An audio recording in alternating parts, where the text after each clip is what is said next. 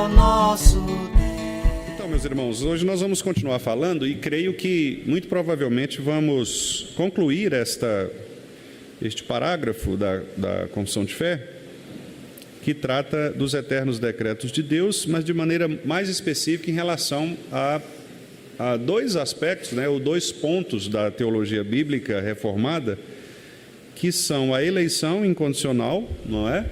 E também a graça irresistível. São duas propostas dentro daqueles chamados 5 pontos do calvinismo, que eu já expliquei aos irmãos que não é propriamente do calvinismo, mas é da 5 pontos bíblicos, né?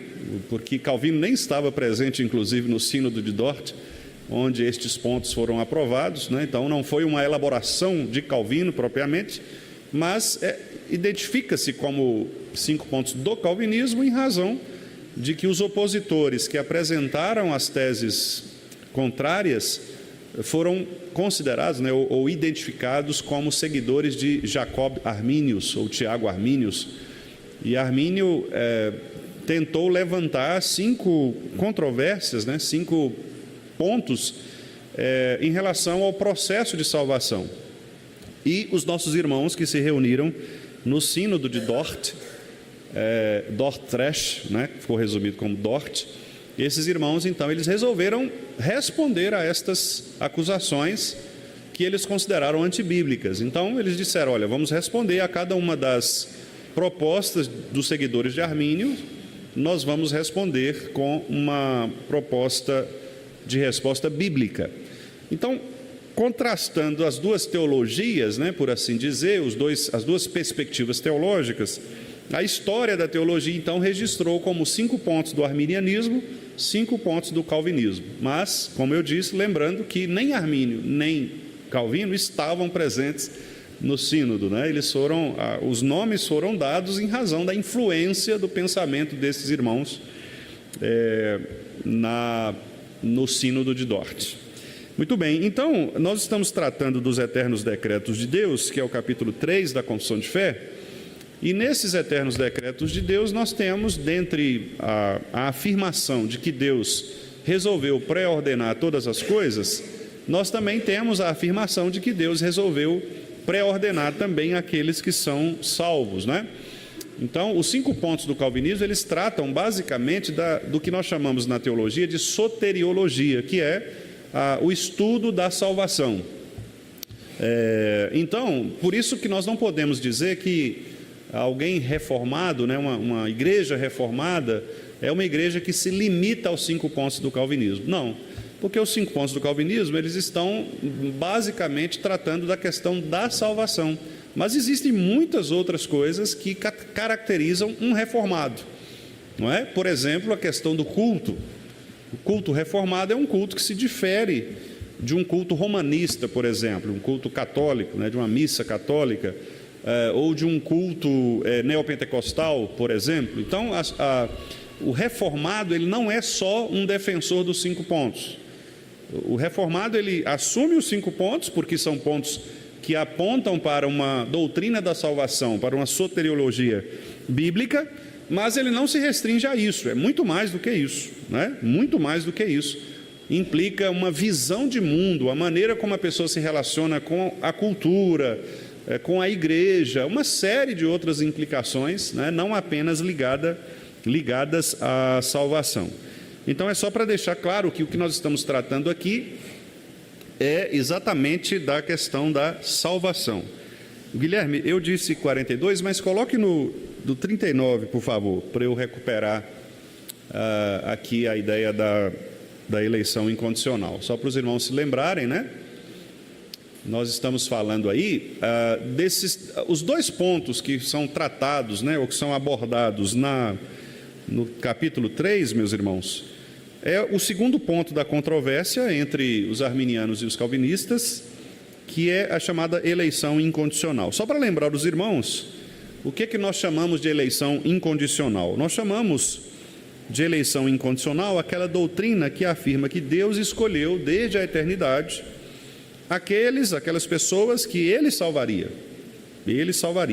independentemente de qualquer mérito desta pessoa, de qualquer decisão pessoal ou de uma ação prévia que geralmente os teólogos chamam de graça preveniente, ou seja, Deus viu antecipadamente o que a pessoa faria e por causa dessa ação boa que essa pessoa faria, uma ação de obediência, de conversão, essa pessoa recebe a salvação. Não, nós cremos que a eleição ou a salvação, ela vem de uma escolha pessoal de Deus e que é baseada unicamente na vontade soberana do Senhor. Nada a ver com méritos, com decisões, com ações prévias das pessoas, mas unicamente, exclusivamente pela vontade soberana de Deus. Deus quis salvar alguns e não quis salvar outros, né?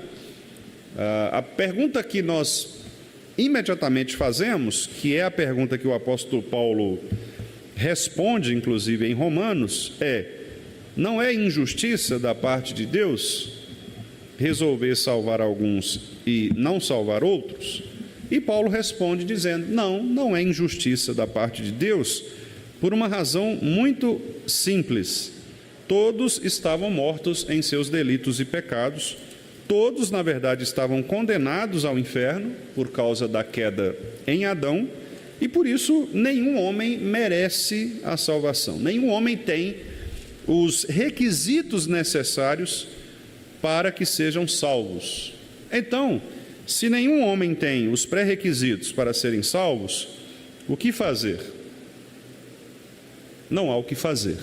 Então, neste ponto, Paulo, lá em Romanos, capítulo 9, vou pedir aos irmãos que abram, é um texto que nós já lemos diversas vezes, mas nunca é demais ler as Escrituras, e principalmente em se tratando de doutrinas tão importantes como esta, né? Romanos capítulo 9, Paulo está falando aqui do problema que os judeus levantavam em relação à salvação, porque os judeus pensavam, bom, nós somos israelitas, nós somos judeus, nós nascemos de Abraão, e afinal de contas a promessa de Deus para Abraão é que aqueles que fossem filhos de Abraão seriam salvos, não é? Eles se lembram lá de Gênesis, quando Deus disse, olha, os descendentes de Abraão, de ti farei uma grande nação, eles serão abençoados, etc. Então eles pensavam, bom, já que nós somos israelitas, não há razões para sermos condenados, né? E aí Paulo argumenta que, na verdade, essa compreensão ela está errada, porque a compreensão agora de israelita, o conceito de quem é israelita, não é mais um conceito étnico, mas ele é um conceito espiritual. Em outras palavras, não quer dizer que todos aqueles que nascem no Estado de Israel sejam salvos, bem como também aqueles que não nascem no Estado de Israel sejam condenados. Não, há pessoas salvas no Estado de Israel, há pessoas salvas fora do Estado de Israel. Paulo então mostra aqui o seguinte, Romanos capítulo 9, digo a verdade em Cristo, não minto, testemunhando comigo no Espírito Santo a minha própria consciência. Tenho grande tristeza e incessante dor no coração, porque eu mesmo desejaria ser anátema, ou seja, maldito, excluído, separado de Cristo, por amor de meus irmãos. A quem ele chama aqui de meus irmãos? Os meus compatriotas, segundo a carne, são israelitas. Então veja que Paulo está dizendo, olha, eu sinto tristeza, dor no coração, porque eu mesmo desejaria ser considerado excluído por causa dos meus irmãos israelitas, irmãos de sangue. Ele diz irmãos na carne, segundo a carne, versículo 2, 3. E ele ainda traz alguns elogios ao povo de Israel. Ele diz, olha, os israelitas, eles pertencem-lhes à adoção, também à glória. A adoção por quê? Porque Deus escolheu, adotou o povo de Israel dentre as demais nações. A glória, porque a glória foi revelada, ou a manifestação de Deus foi revelada neles, no povo de Israel. Foi lá que Deus mostrou, se revelou de maneira precisa. As alianças, Abraão, Moisés, não é? Noé, Abraão, Moisés. O culto, a legislação, está lá em Levítico, nós temos a lei de Deus. O culto está estabelecido lá também. E as promessas. estão nos profetas, né? Israelitas, de quem viria a ideia ou a pregação do reino do Messias. Versículo 5: deles são os patriarcas, Abraão, Isaque, Jacó. Também deles descende o Cristo. Cristo veio de lá, segundo a carne. Cristo, qual é sobre todos, Deus bendito para todos sempre, amém. Então Paulo está dizendo, olha, eu sinto dor no coração, porque de fato eu gostaria que todos aqueles que nasceram em Israel fossem escolhidos, fossem salvos, porque eles têm muitas coisas boas. Deus escolheu Israel para ser o povo específico, Deus deu a eles as alianças, a lei, o culto, as promessas. Os patriarcas vieram de lá e, como se não bastasse, Cristo veio de lá. Então eles são especiais mesmo, eles são diferentes. Quando a gente olha para Israel hoje, eles são diferentes. Nós temos que tratar a nação de Israel ainda hoje como uma nação diferente. Uma nação diferente, eles são diferentes. Deus escolheu Israel, Deus escolheu aquele povo para fazer naquele povo esta obra aqui de revelar Jesus Cristo. Mas aí Paulo pensa assim, as pessoas vão perguntar, muito bem, mas então, por que Deus então, por que há alguns que não são salvos, alguns que se perderam ao longo do caminho? Mesmo entre os israelitas, aqueles que foram condenados, foram mortos, foram punidos por Deus. E aí alguém pode pensar, será que falhou a promessa de Deus? Será que Deus em algum momento mudou de vontade, de desejo ali, ao invés de querer salvar, ele mudou a sua perspectiva? Paulo responde no versículo 6, não pensemos, meus irmãos, não pensemos que a palavra de Deus haja falhado. Não vamos pensar isso. A palavra de Deus não falhou. Por quê? Ele justifica. Porque nem todos os de Israel são de fato israelitas. Bom, então Paulo começa dizendo, peraí, então quer dizer que você está mudando agora o conceito do que é israelita. Antes você disse que os israelitas eram aqueles segundo a carne, meus irmãos, meus compatriotas. Ok, mas o que você quer dizer quando você diz que nem todos que nascem em Israel são israelitas? Então Paulo mudou o conceito de um conceito étnico, nacional, local, para um conceito espiritual, um conceito amplo. E ele vai continuar explicando. Então, nem por serem eles descendentes de Abraão, são todos seus filhos. Claro que isso aqui para um judeu é uma acusação muito grave, porque isso mexe na alma da teologia judaica, né? Então Paulo está dizendo, olha, tudo bem, vocês são muito importantes, vocês são diferenciados, eu creio nisso, mas nem todos vocês fazem parte da filiação espiritual em Abraão. E Paulo vai então precisar justificar isso, porque é um argumento difícil para ser digerido pelos judeus. Ele diz assim, mas em Isaque será chamada a tua descendência. Bom, ele usa um texto do Antigo Testamento, ele usa o texto, ele faz uma interpretação aqui, aliás, só uma nota de rodapé, né, para aqueles irmãos que gostam de ensinar, que são professores, né, ensinam na igreja, aqueles que pregam, né, os nossos irmãos presbíteros e que pregam, a pregação da palavra é exatamente isso que Paulo está fazendo aqui. Ele pega um texto do Antigo Testamento, que é o texto de Gênesis 21, 12, esse versículo, em Isaque será chamada a tua descendência. Ele pega esse texto e ele então aplica esse texto a um contexto amplo das Escrituras. Ele pega um texto do Antigo Testamento e mostra o que é que esse texto do Antigo Testamento tem a ver com a Escritura toda. Ou seja, ele faz uma leitura ampla, o que a gente chama de teologia bíblica, né? Ele não pega um texto, tira do contexto e faz uma doutrina. Não, ele aplica dizendo, olha, eu vou explicar o que é que significava aquela palavra lá no Antigo Testamento. Então aqui ele faz uma pregação cristocêntrica, né? Ele traz Cristo para que nós olhemos Cristo no Antigo Testamento, já que Cristo falou que dele se falava no Antigo Testamento, pelos profetas, salmos, etc., né? Fecha o parênteses aí e continuo. Aí ele explica o versículo 8, isto é, o que você quer dizer, Paulo, com esse negócio de que nem todos que nascem na nação de Israel são israelitas, nem todos que são descendentes de Abraão são filhos de Deus. O que você quer dizer com isso?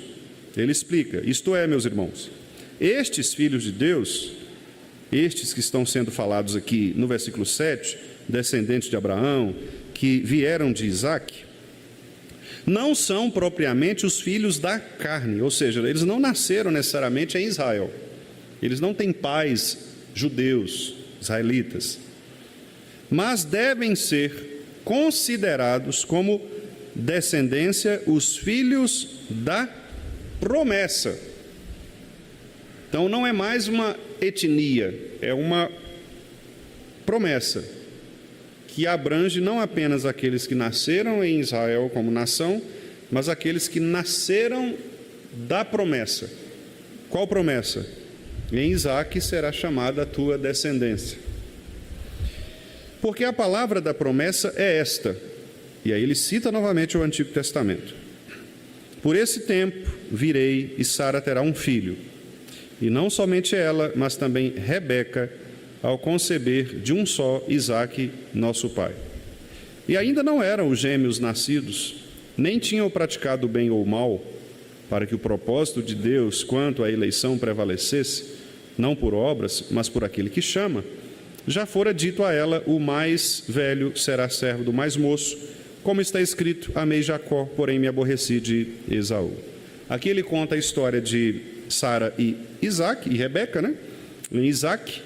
E no versículo 11, claramente ele diz: olha, não depende de uma graça preveniente, ou seja, não é porque eles tinham praticado bem ou mal, Deus não esperou que eles tivessem uma vida, e a partir dessa visão do futuro, né, que Deus tinha dos gêmeos, Deus então os escolheu. Não é uma visão, uma previsão de Deus, não é também nenhum mérito deles, porque eles não tinham praticado nem o bem ou o mal.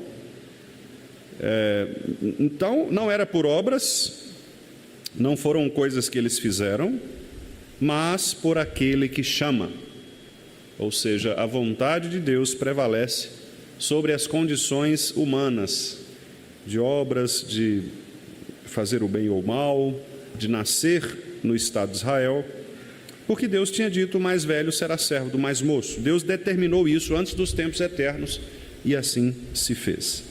Como está escrito, versículo 13: amei Jacó, porém me aborreci de Esaú. A gente pergunta: há injustiça da parte de Deus? Versículo 14. Paulo diz: de modo nenhum, meus irmãos. Porque o próprio Antigo Testamento já dizia, como por exemplo ele disse a Moisés: terei misericórdia de quem me aprouver ter misericórdia, compadecer-me-ei de quem me aprouver ter compaixão. Eu tenho misericórdia de quem eu quero ter e compadeço-me de quem eu quero me compadecer. Então, não depende de quem quer, não depende de quem corre, mas depende de Deus usar a sua misericórdia.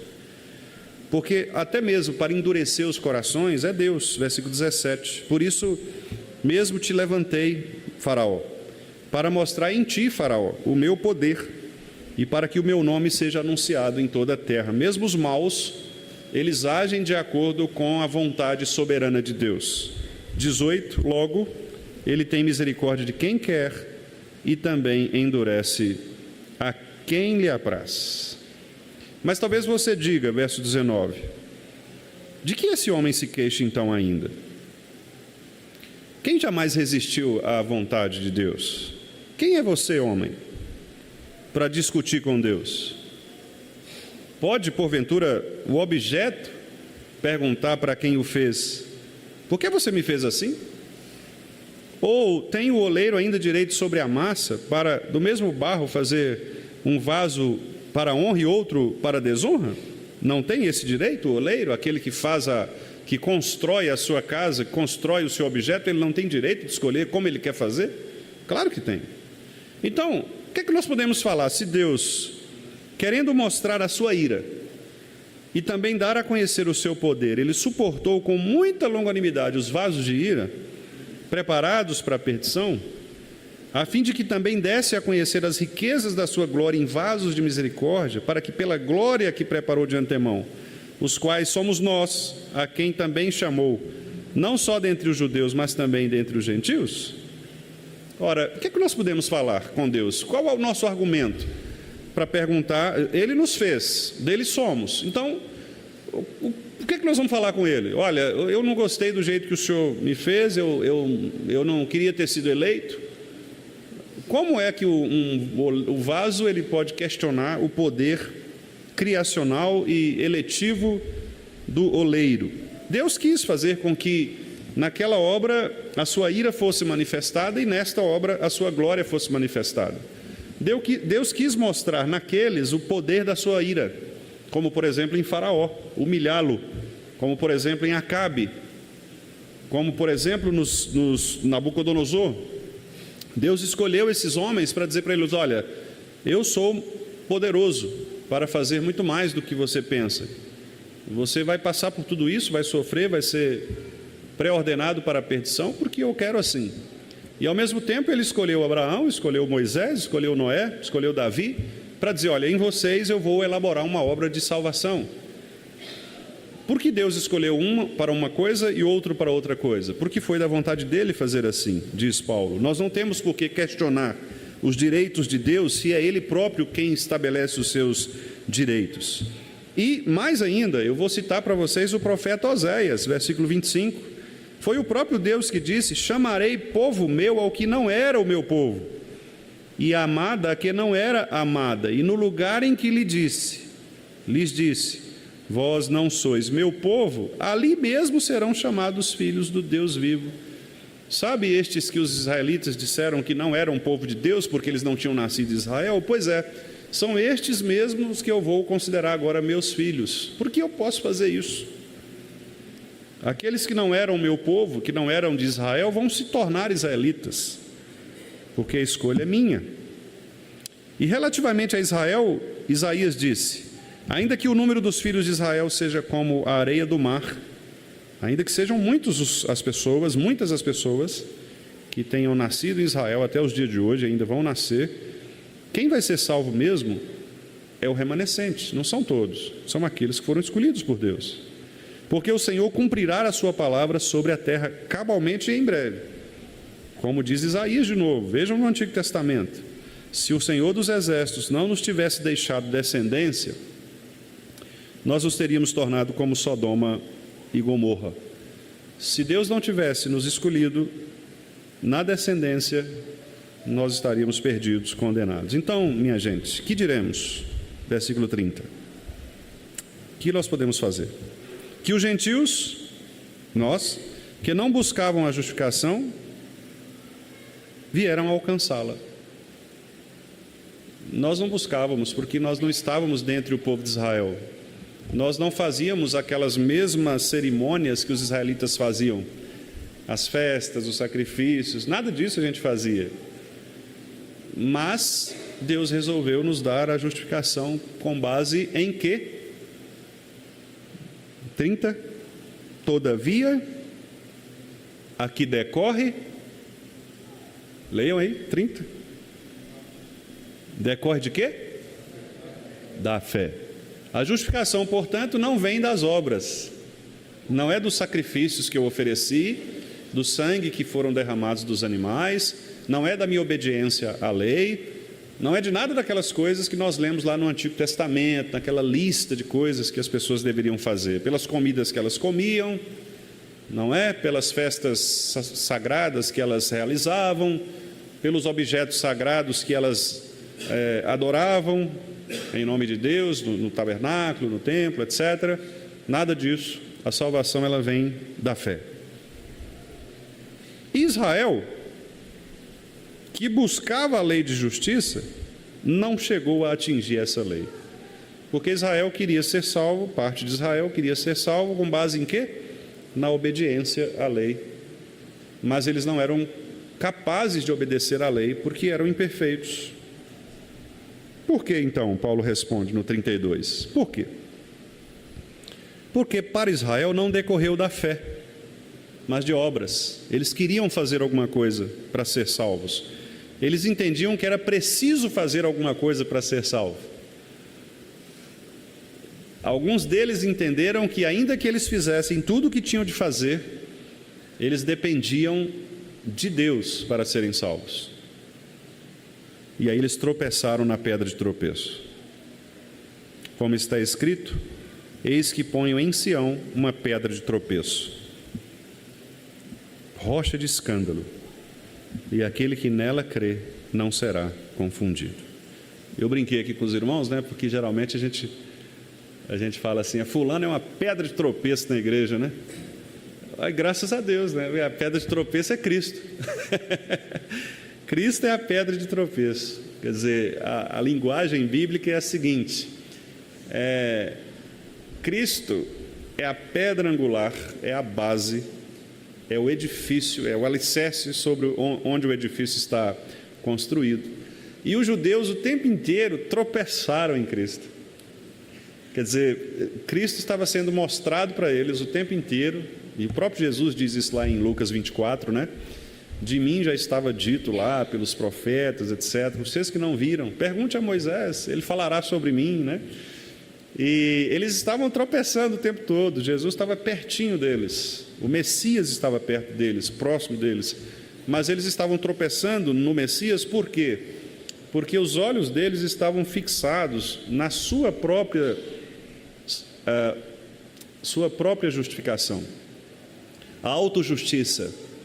E é por isso que quando Jesus vem no Novo Testamento, ele condena tanto a autojustiça dos fariseus. Ele diz assim: olha, se a vossa justiça não exceder em muito a dos escribas e fariseus, já era. O que ele diz por exceder? Porque Jesus queria que as pessoas entendessem que não bastaria eles serem obedientes, isso não resolveria nada. Porque quanto mais eles desejassem obedecer à lei para serem salvos, mais eles perceberiam que era impossível obedecer à lei para serem salvos. Quanto mais, isso acontece conosco, irmãos. Quanto mais você lê a Bíblia, você fala: olha, eu não faço isso aqui não. Qual de nós aqui pode pegar um texto bíblico simples? Não precisa, não vou falar nem de toda a Bíblia, não. Vamos pegar um texto básico ali, um salmo, por exemplo, não é? A gente abre aqui, olha, quer ver?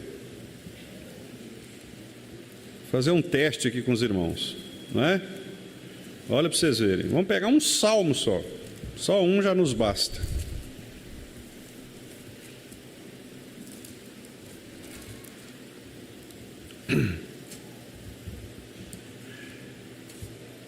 Olha só.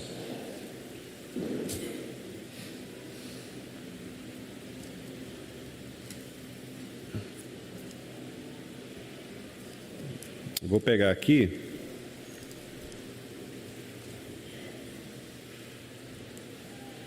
Querem ver? O Salmo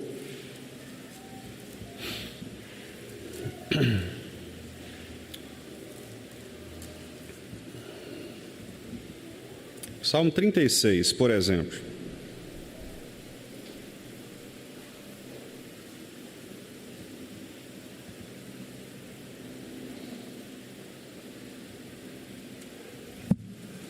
Salmo 36.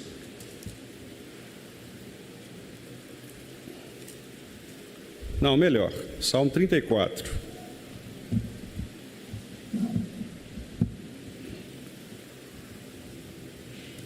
Salmo 34. Versículos 11 a 14. Vinde, filhos, e escutai-me, e eu vos ensinarei o temor do Senhor. Quem é o homem que ama a vida e quer longevidade para ver o bem? Refreia a língua do mal e os lábios de falarem dolosamente. Aparta-te do mal e pratica o que é bom. Procura a paz e empenha-te por alcançá-la. Vamos pensar só nisso.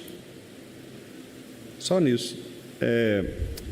Parar de falar dolosamente, ou seja, de maneira maliciosa, né, das pessoas ou de circunstâncias. Apartar-se do mal significa deixar de pecar, né, porque o mal é o pecado. Praticar sempre o que é bom, não é? Procurar a paz. Isso acontece muito entre os casais, né? Eu tenho certeza que todo mundo que é casado aqui sempre busca a paz, né? Não há discussões, não há dificuldades em casa. A hora do almoço é sempre muito tranquila, né? Não tem, os filhos não discutem com os pais, né? Muito tranquilo. É isso, percebem? Se a gente for ser bastante honesto, e olha que eu peguei aqui aleatoriamente mesmo, né? A gente vai perceber que não dá, não dá. Se você for honesto e olhar para a Escritura, onde você abrir, você vai perceber que te falta alguma coisa. Então, como é que nós vamos desejar ser salvos? Pela obediência. É impossível. Nós precisamos mesmo da graça de Deus, e esta graça nos vem pelo dom da fé, que é a habilidade, a capacidade que Deus nos dá de vermos a salvação em Cristo. Não significa dizer que nós vamos, por exemplo, deixar de obedecer. Não. Nós vamos obedecer, sim, pela graça do Senhor, que nos habilita a sermos obedientes. Cristo nos habilita a ser obedientes.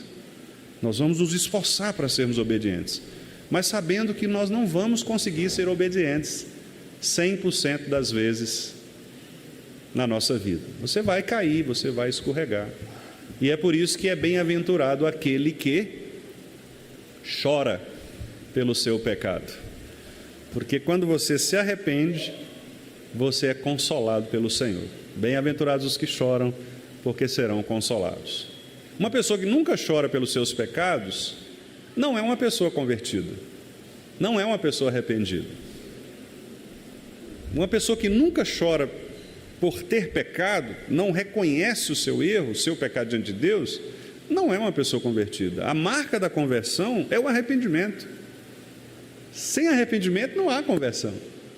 Então, ou nós entendemos este processo, né, de que Paulo fala, de que nós não conseguiremos alcançar a salvação pelas obediências à lei, como alguns israelitas estavam tentando fazer. Versículo 31, eles buscavam a lei da justiça, mas eles não alcançaram essa lei, e eles não alcançaram, versículo 32, porque esta lei que eles tentavam não era pela fé, mas era pelas obras. Isso é um problema, porque eles acabaram tropeçando em Cristo Jesus, que estava posto ali diante deles, na promessa do Messias que viria.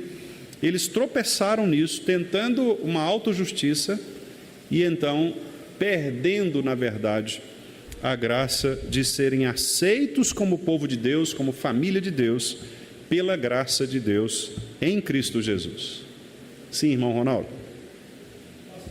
Foi bom que você me deu. Eu tinha aberto já tem uma meia hora, né? Aí você vai, agora eu vou poder tomar água. Diz lá.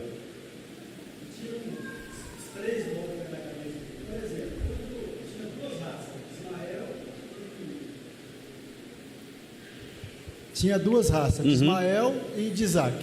Raça ruim e raça boa. Aí é o seguinte, Isaac era os escolhidos, Ismael não. Certo.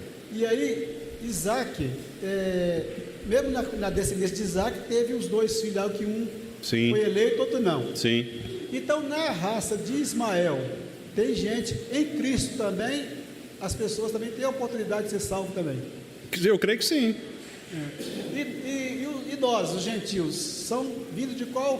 Porque nós não éramos da nação de Israel, então nós éramos de qual nação? A pergunta é boa, é um nó mesmo, né? Outra coisa é o seguinte, você falou no começo aí de não previu, só que a fé foi prevista, quando fala lá em Gálatas capítulo 3, no versículo 8, que a fé foi prevista antes. Certo. Tira esses 3 nomes da minha cabeça. Gálatas, você falou? Gálatas 3, 8. Deixa eu dar uma olhadinha aqui para eu. Gálatas 3, 8. Sim, previsto, tendo a escritura prevista. Beleza. Vamos começar pelo início. De fato, isso mesmo, Isaac e Ismael. Ali nós temos duas raças, duas linhagens, né? Eu tenho falado com os irmãos aqui, que as escrituras, depois da queda de Adão, nós sempre veremos as duas sementes, né? Então você tem, por exemplo, Caim e Abel. Você tem as duas sementes ali, que é a semente da mulher em Abel e a semente da serpente em Caim. Ah, pastor, então quer dizer que todo mundo que veio de Caim vai para o inferno? Não, porque Deus tem os seus escolhidos. Veja, a questão é, senão nós teríamos que, inclusive, até de maneira muito equivocada, muito antibíblica, né? Algumas pessoas chegam a associar, por exemplo, os africanos como descendentes de Caim, né? Porque, de acordo com os estudos arqueológicos, históricos, geográficos, da localização do povo que descendeu de Caim, muito provavelmente eles habitavam ali mesmo, na região da África, né? Descendo do Egito, aquela região onde nós temos hoje um bolsão de pobreza, né? Alguns países muito pobres ali da região centro-africana. Então eles acham que a maldição, né? Alguns interpretam que a maldição sobre Caim tem a ver com isso, inclusive com a cor da pele. Olha para vocês verem. Existe um movimento aí racista, né? Que chega a afirmar isso, que eles foram amaldiçoados, inclusive na cor da pele, né? Então, o que a Bíblia absolutamente não em nenhum outro lugar desse, aliás, nem mesmo em Caim você tem essa declaração, né? Agora, que muito provavelmente eles habitaram a região da África, sim, por causa da questão histórico-geográfica mesmo.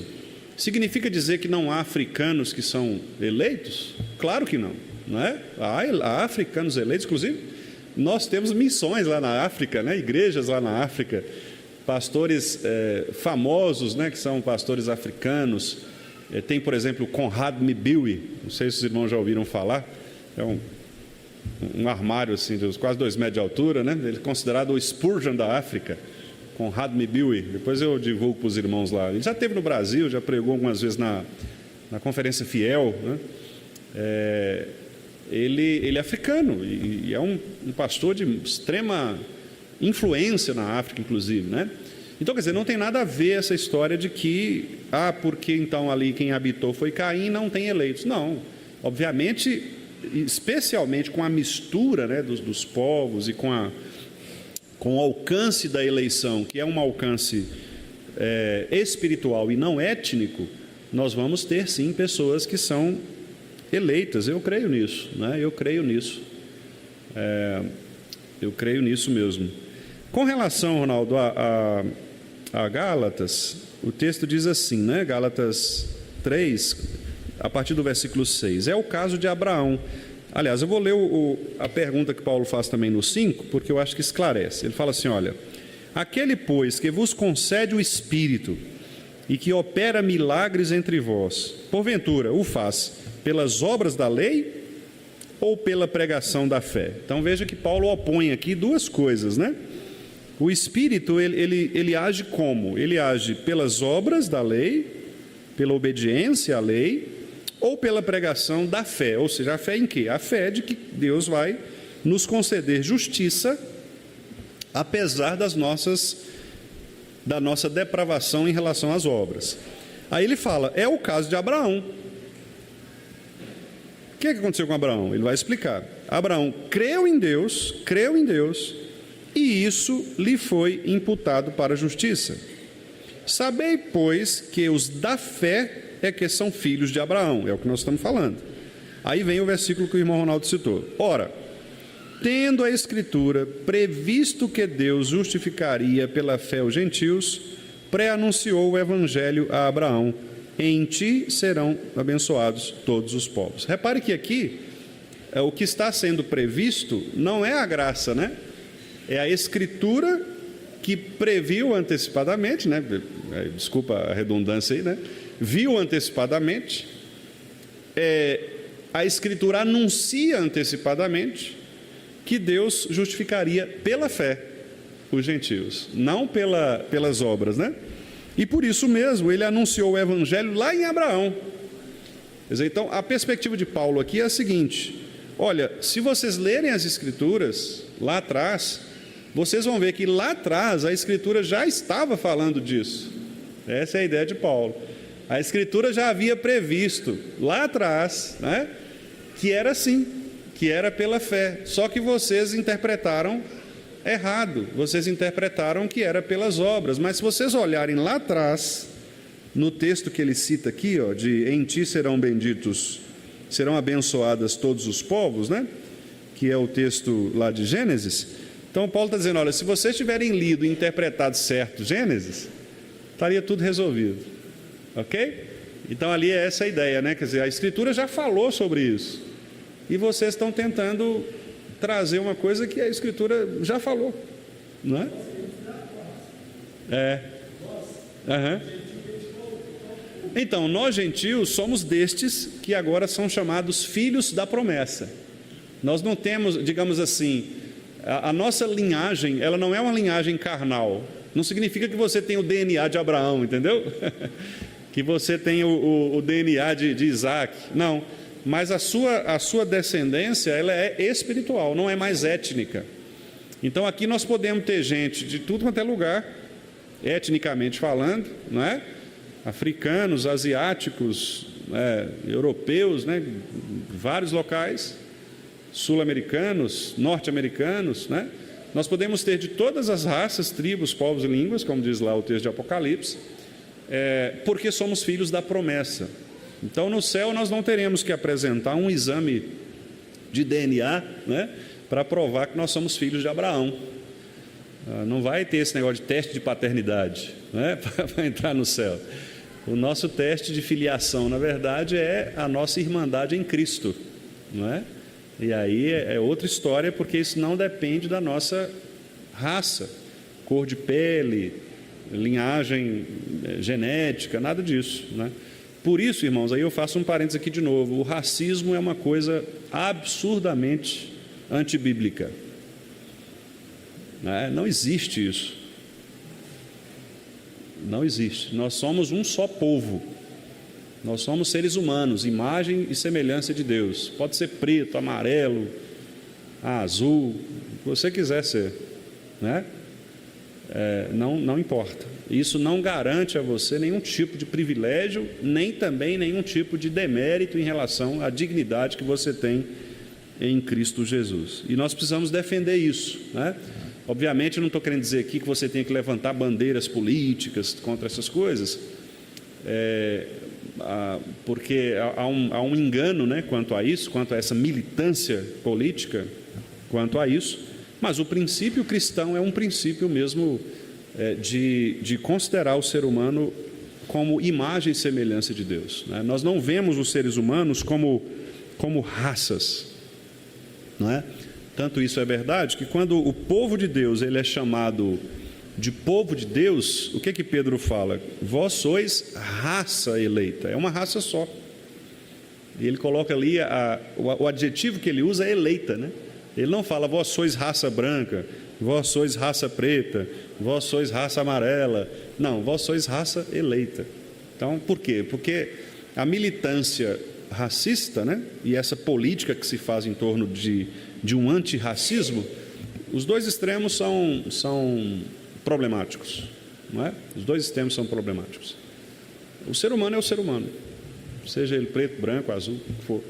Ele é ser humano em qualquer lugar e a dignidade dele não está presente na cor de pele ou na sua origem étnica, né?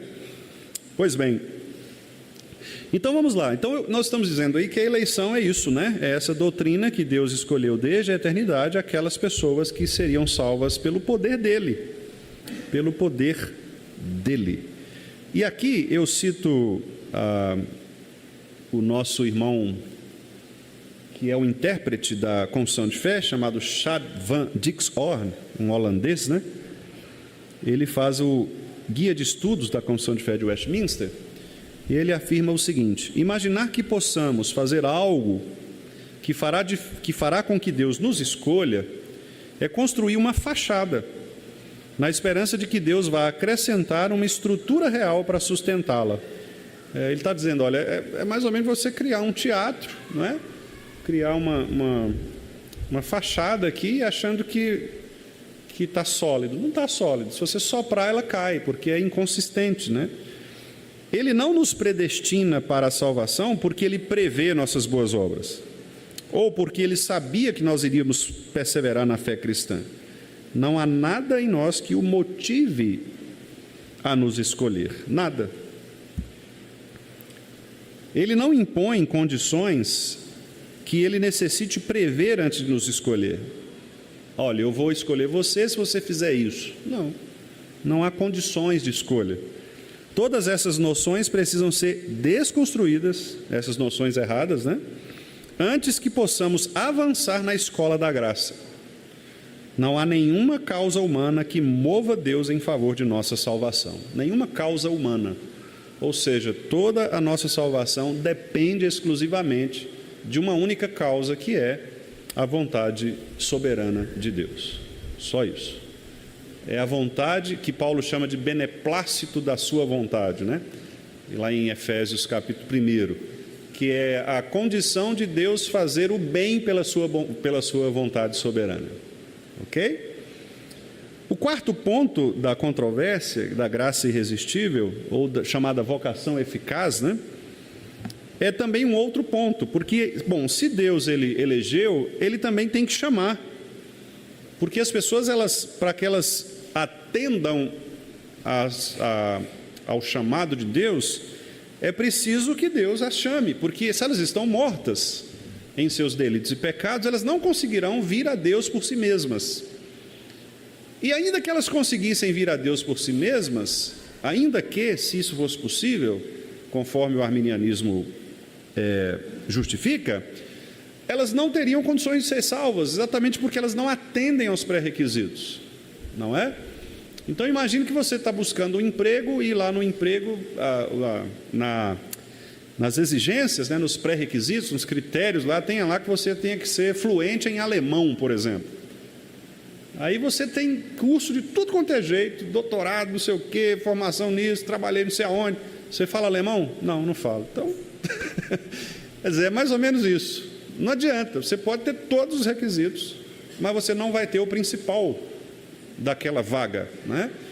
Na mesma coisa é na eleição. Você pode ser uma pessoa extremamente obediente, não é?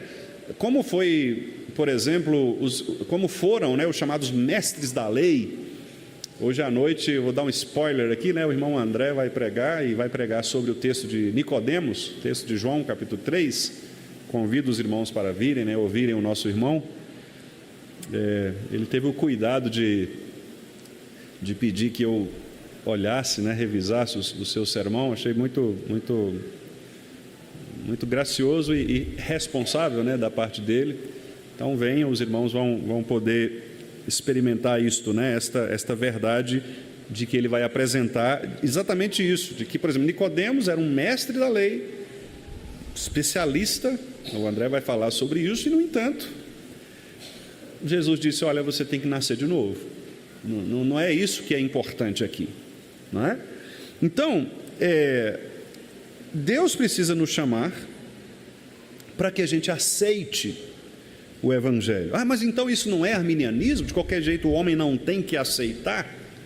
Aí é onde entra a proposta da chamada graça irresistível, ou chamado eficaz, ou vocação eficaz. São alguns nomes, né, que nós temos aí na nossa teologia, que são a mesma coisa.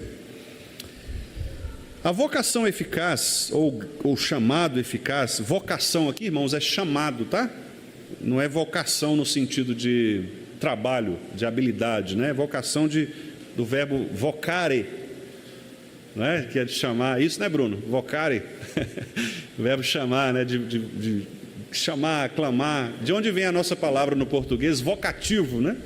Que é uma classe, que é uma função sintática, né, de um termo da oração, que é quando você chama alguém, né? Você fala, Vanessa, por favor, né? Quer dizer, Vanessa é o vocativo, estou chamando ali, né? Então, é o chamado. Esse chamado é o ato soberano de Deus. Veja, soberano de Deus. Bom, soberania, irmãos, é indiscutível. O soberano, ele faz o que quer, né? Os irmãos que estudaram e estudam história aí sabem disso, né? Naquele período lá dos soberanos, né? Dos reis, o soberano é soberano, o resto, quer dizer, o cara manda o que ele quiser mandar, não é? Soberano, Deus é soberano, E ele então assegura, e se Deus assegura, quem é que vai poder discutir? Ora, não é? Se Deus está dizendo, eu garanto, quem é que vai poder falar, não, acho que essa promessa do Senhor é meio falsa, não vai dar certo isso não, né? Não, Deus está dizendo, eu garanto. E aqui não é aquele tabajara não, né? Garante ou não, né? É garanto mesmo. Eu garanto que os eleitos responderão ao Evangelho com fé e arrependimento, e isso os levará à salvação. Então, esse é o chamado eficaz. Haverá um tempo na história, na nossa história real, a nossa história de vida, nós estamos eleitos lá na eternidade. Efésios 1. Bendito Deus e Pai de nosso Senhor Jesus Cristo, que nos tem abençoado com toda sorte nas regiões espirituais em Cristo Jesus. Nos chamou, Ele nos elegeu nele, certo? Nos predestinou, nos adotou lá. Mas a sua conversão, ela acontece no seu tempo da história, no ano que você nasceu, no período de sua vida, né? Entre o seu nascimento e a sua morte. Bom, como que se dará esse chamamento, essa vocação? Deus está dizendo, olha, aqueles que eu escolhi, se o seu nome estiver lá no livro da vida, se o seu nome estiver entre os eleitos, você será chamado no tempo certo estabelecido por Deus, na sua história, para a salvação. Essa doutrina, então, irmãos, destaca a soberania de Deus na salvação e a segurança que os eleitos têm de serem trazidos à fé por meio da obra do Espírito Santo. Não depende de nós. E aí a confissão de fé, então, apresenta, nesse parágrafo, como que Deus, então, Ele chama estas pessoas, né? Assim como Deus destinou os eleitos para a glória, assim também pelo eterno e muito livre propósito da sua vontade. Prestem muita atenção, irmãos, nesses termos. Eles são muito importantes. Os professores de teologia sistemática lá do seminário, eles, quando vão fazer banca, né, de monografia, e eu já participei de algumas, eles chamam muita atenção dos seminaristas para esta questão da precisão dos termos teológicos. Porque na teologia não dá para você... O termo ele tem que ser preciso. Não é? Se isto aqui tem um nome, você tem que chamar pelo nome. Não adianta você... Porque senão você pode criar problemas. Então preste muita atenção nos nomes, né? Nos substantivos e adjetivos, principalmente, que são utilizados aqui. Então Deus destinou os eleitos para a glória. E aí vem... pelo eterno e muito livre propósito da sua vontade. A vontade de Deus, ela é eterna e ela é livre. E os irmãos de Westminster ainda colocaram muito livre, quer dizer, muito livre, quer dizer, livre já é livre, né? Mas eles quiseram deixar mais claro em dizendo, olha, Deus não é restrito, limitado a nada, porque Ele é infinito em seu ser e em suas perfeições. Então, usando esta liberdade infinita, Ele pré-ordenou, inclusive, os meios, todos os meios, conducentes a esse fim. Ou seja, Deus não só pré-ordenou os eleitos, as pessoas, mas Ele também pré-ordenou os meios, a maneira como estas pessoas seriam chamadas. Para esse fim. Qual fim? Da eleição. Da glória da eleição. Os que, portanto, são eleitos, achando-se caídos em Adão, olha o que acontece, são remidos por Cristo, eficazmente chamados para a fé em Cristo, pelo seu Espírito, que opera neles, são justificados, adotados, santificados e guardados, preservados até o fim, pelo poder de Deus, pelo seu poder. Então, aquele que começou a boa obra há de completá-la. A salvação pertence a Deus, do início ao fim. Deus elege, Deus redime em Cristo, Deus chama justifica, adota, santifica e preserva. Por isso que os 5 pontos terminam com perseverança dos santos, que é exatamente a ideia de que, se você foi eleito por Deus, é Deus quem vai te guardar até o final. Porque se você tivesse sido eleito, ou melhor, se você tivesse escolhido Deus por sua própria vontade, você poderia desistir disso em algum tempo. É o que o arminianismo propõe.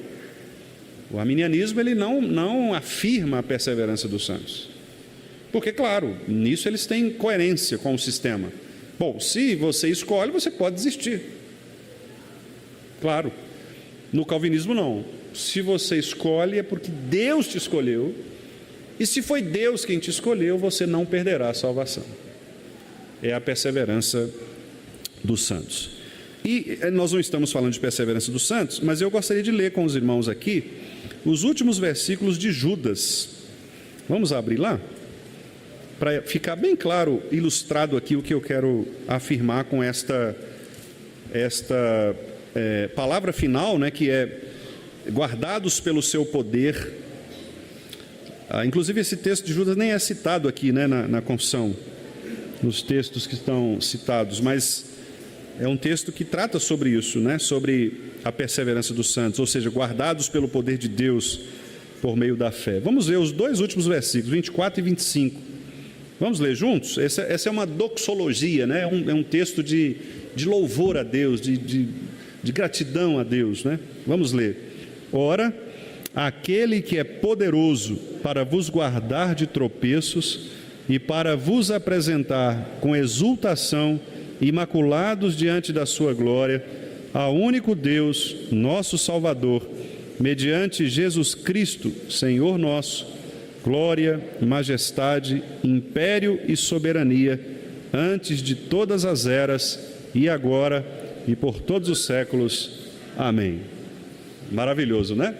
E o que Judas diz é isso, olha, ele é poderoso para vos guardar de tropeços e também para vos apresentar com exultação. Quer dizer, como é que você apresenta alguém com exultação se essa pessoa ela é devedora?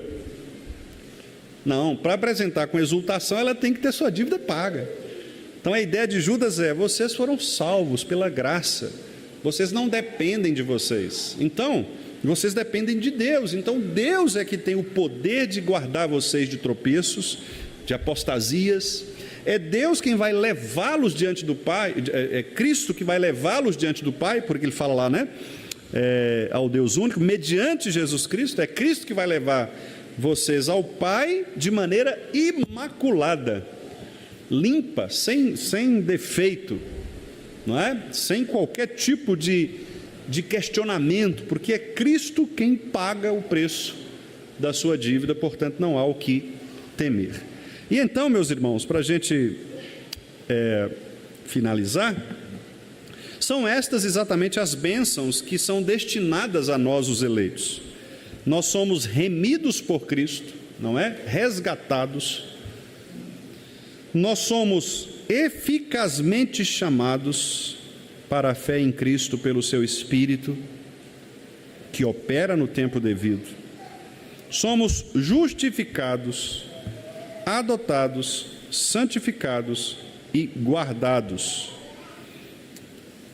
Gravem bem estas palavras e estas 6 ações, esses 6 atos de Deus, que são atos de Deus em nós.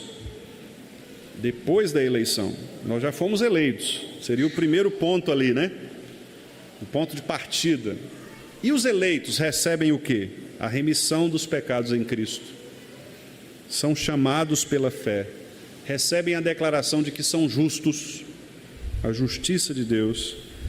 Com isso eles entram na família da aliança, são adotados. Na adoção, agora eles recebem o poder, pela graça, de serem santificados. Então, imagine uma cena que é a seguinte: imagine você ter uma mansão, uma casa absurda, né? Como aquele aquela mansão que o Neymar comprou lá de 350 milhões, lá em Dubai, né? Você tem uma mansão e aí você resolve pegar uma pessoa miserável, pobre, que não tem nada, e dizer para ela: olha, você vai morar comigo. Aí você pega essa pessoa, leva essa pessoa, dá um banho nela, cuida dela, tira a impureza dela e oferece para ela aquela mansão. Mas eu não tenho como pagar. Não, você não precisa pagar. Tudo isso aqui é seu. É isso. Ele paga por nós, nos chama, convida, põe dentro de casa, declara que você é justo e santifica a sua vida. E finalmente te guarda. Mais uma vez citando Chad Van Dixhoorn, que é o comentarista da Confissão de Fé, ele diz: Deus não só determina que os eleitos o encontrarão na glória, mas, pelo eterno e muito livre propósito da sua vontade, ele também decidiu como seu povo, que é totalmente indigno de confiança, manterá o compromisso de se encontrar com ele na glória. Quando Deus destina os eleitos para a glória, tanto os fins como os meios são importantes. Tanto os fins quanto os meios. Por isso que nós reformados, meus irmãos, cremos que o meio que Deus estabeleceu para o chamado é a pregação da palavra. E é por isso que em qualquer culto reformado que você for, a palavra de Deus sempre terá preeminência. Sempre. Ela sempre terá destaque. Se você for a um culto em que a palavra de Deus recebe menos destaque e outras coisas são mais destacadas do que a palavra de Deus, e quando eu estou falando palavra de Deus, eu não quero dizer necessariamente, embora o texto da confissão diga isso, nós vamos até trabalhar isso mais à frente, inclusive no catecismo também, né? A pregação da palavra propriamente, que é o púlpito. Então, há uma diferença, irmãos, teológica entre isto que eu estou fazendo aqui hoje, que é o ensino de uma doutrina, obviamente com base em textos bíblicos, mas é um ensino de uma doutrina. Há uma diferença para os reformados entre o que eu estou fazendo aqui e aquilo que eu faço no púlpito, no culto solene, no culto público. Para algumas pessoas é a mesma coisa, né? Tem gente que acha que é tudo a mesma coisa. A gente foi criado numa cultura em que tudo é a mesma coisa. Então, por exemplo, reunião de oração. A pessoa acha que é um culto, como é o culto de domingo. Estudo bíblico, a pessoa acha que é um culto, como é também no domingo. Escola dominical, não, são coisas distintas. São coisas distintas.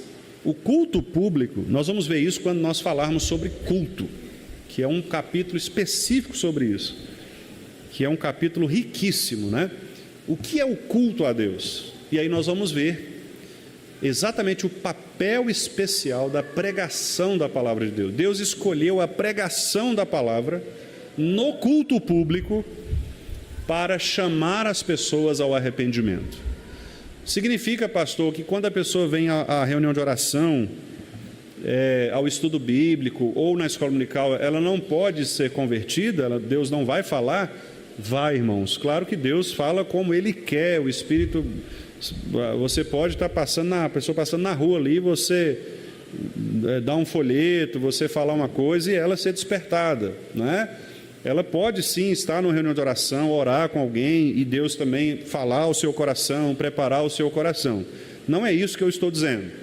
O que eu estou dizendo é que a pregação da palavra no culto público é, para Deus, o principal momento em que as pessoas são chamadas para a conversão.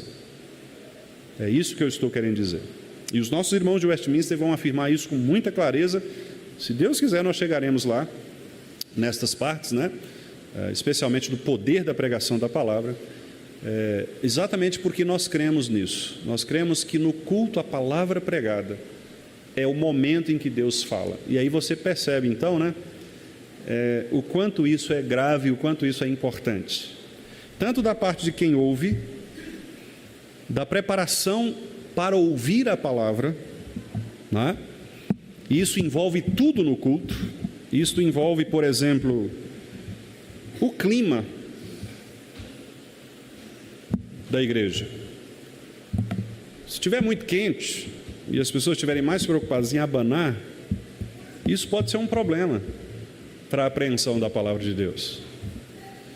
Se o pessoal ficar levantando, saindo, conversando, isso pode atrapalhar ouvir a palavra de Deus. Se tiver muita distração aqui na frente, isso pode atrapalhar a palavra de Deus. Se o pregador tiver com a gravata torta, isso pode atrapalhar a palavra de Deus. Percebem? Tudo no culto é para isso. Os cânticos devem ser cantados, não é para entreter o povo, é para anunciar a mensagem. Por isso que quando a gente manda lá no grupo dos irmãos, a gente fala, olha, o tema do sermão é este, e os cânticos mais apropriados seriam sobre tal tema assim assado. Por quê? Porque o cântico ele tem que caminhar para a pregação. As leituras bíblicas têm que caminhar para a pregação. Quando você prepara uma liturgia, não é só você chegar ali e falar, põe um texto de louvor aí. Não, eu tenho que pensar o que aquele texto tem a ver com o meu sermão. Tudo é feito para isso, certo? Essa organização cultica não é coisa da cabeça do pastor Wendel ou de gente radical. Não, é a preocupação que os nossos irmãos do passado tiveram, especialmente na Reforma, quando eles contrastaram a missa católica e eles não viam sentido na missa católica, porque o padre ficava falando em latim, de costas para o povo. As músicas eram músicas de canto gregoriano, que eram aquelas músicas só para fazer ambiente, para fazer clima, como tem em algumas igrejas hoje, né? O pastor está falando e o povo está tocando lá, então o pastor, irmão, aquele clima, não é? Fumaça, luz, criar clima. Isso é catolicismo, não é reforma. Tudo era feito assim, e os reformados falaram, não, gente, vamos tirar tudo isso, tirar essas distrações todas, vamos apontar para a palavra, e aí eles ficaram aficionados por isso, não é? Então vejam a gravidade e a responsabilidade, tanto de quem prega, quanto de quem ouve, quanto de quem organiza o culto. Os irmãos diáconos, que estão autorizados pelo conselho a puxar a orelha mesmo dos irmãos mal educados, não é? Eles fazem isso não é porque eles estão defendendo uma causa própria, eles fazem isso porque eles estão organizando o culto. Se você está no culto a Deus, está conversando, batendo papo, olhando no celular, comprando na Shopee, não, diácono, irmão, confiscar seu celular aí, depois você pega no final do culto.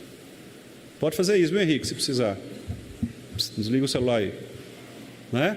Por quê? Irmãos, culto é Deus aqui. Tem que ser assim. Tem que ser assim, não é?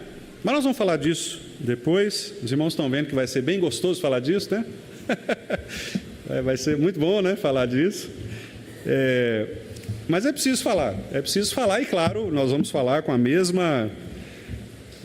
Deus nos dê, né, a mesma fidelidade, a mesma graça para tratarmos de assuntos que às vezes são difíceis, são incômodos mesmo, até pela nossa cultura talvez, né? Nós temos uma cultura religiosa um pouco, às vezes até desleixada em algumas situações, né? Mas nós estamos aqui para aprender juntos na palavra de Deus, né? Consertar aquilo que precisa ser consertado e reformar aquilo que precisa ser reformado, para a glória de Deus. Esse é nosso objetivo, né, meus irmãos? Então, com paciência, com longanimidade, com ensino, com a graça do Senhor, nós chegaremos lá, né? E claro, não faremos perfeito jamais, porque somos pecadores, o pastor vai falhar, vai pecar muitas vezes, nós vamos errar muitas vezes, né? Mas o que importa é o nosso retorno, é o arrependimento, é a volta para corrigirmos aquilo que porventura não está de acordo com o Senhor.